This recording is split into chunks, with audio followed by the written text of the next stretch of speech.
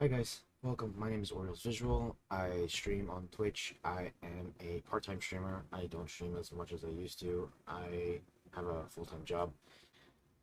I just wanted to show you this quick trick of how you can call out your host without, it showing up in chat. If it doesn't show up for you in chat, I know that Twitch doesn't show hosting when you regularly host someone, only if you raid only if you raid out from your stream or you host someone from after you stream, after end up streaming.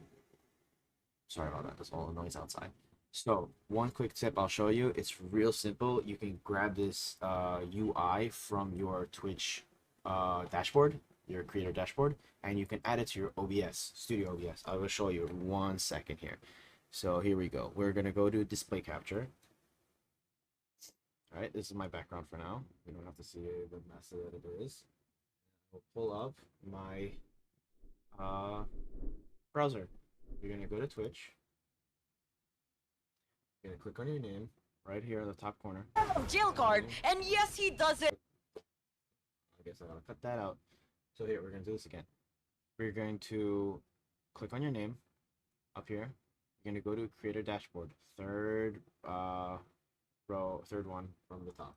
Okay, click on that. It's gonna bring you to your entire dashboard. This is what mine looks like right now. Not really too worried about it.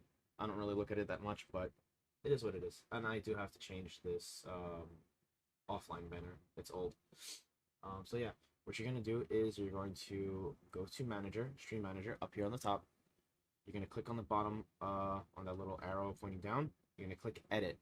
Okay, once you click Edit, you're gonna have this little tab on the side pop up, and then what do you see here? Look, hosting you, ads manager, stream, rewards queue, auto mod queue, active mods, stream health. You have all these other panels that you can add.